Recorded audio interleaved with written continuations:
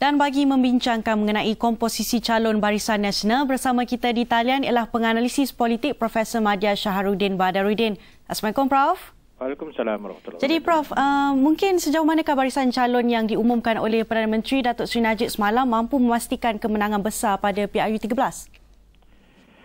Kalau kita lihat dalam terima kasih kepada Haji Nik dalam pilihan raya kali ini pada pihak Barisan Nasional cuba mengemukakan satu tema apa yang dinamakan sebagai tema atau tim transformasi Barisan Nasional. Dan kalau kita lihat beberapa calon baru memang telah pun dijanjikan dan telah pun ditampilkan. Kalau kita lihat dalam konteks di Parlimen ada 1/3 daripadanya muka baru dan hampir separuh daripada calon-calon dalam Dewan Undangan Negeri adalah muka baru. Jadi kalau kita lihat daripada sudut peratusan mereka memang terdiri daripada kelompok-kelompok yang mempunyai kelulusan daripada peguam, doktor, ulama, profesor, ada yang menjadi pegawai tinggi kerajaan sebagainya.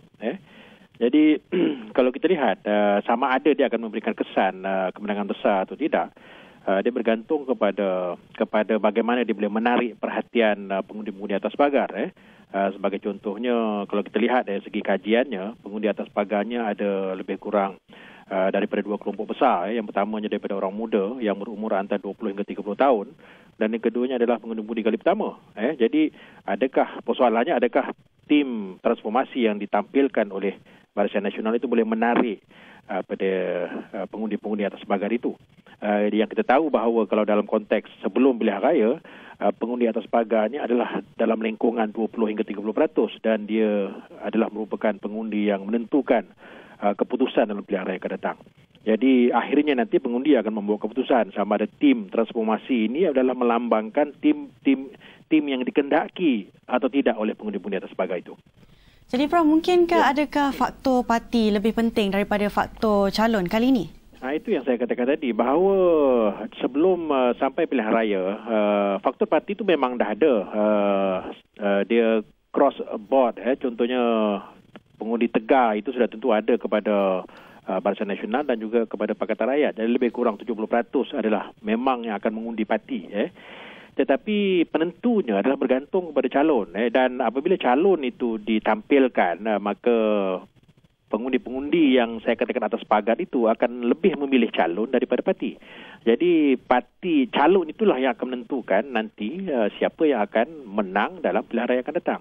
Jadi faktor hampir kepada pilihan raya ini adalah faktor calon itu melebihi faktor parti. Tetapi parti itu lebih dominan dalam konteks keseluruhannya.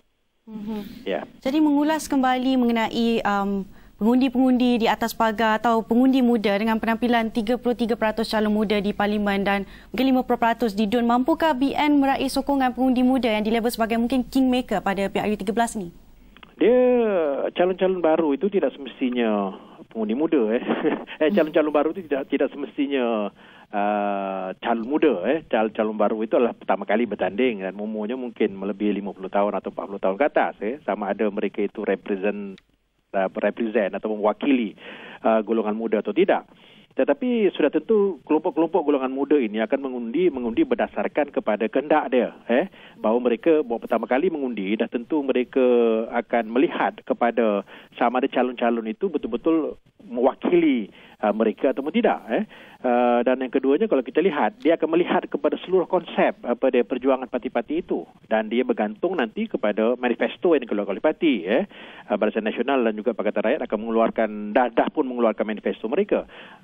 Apabila mereka menjelaskan kepada rakyat tentang manifesto itu, adakah pengundi-pengundi atas pagar itu akan tertarik dengan manifesto tersebut?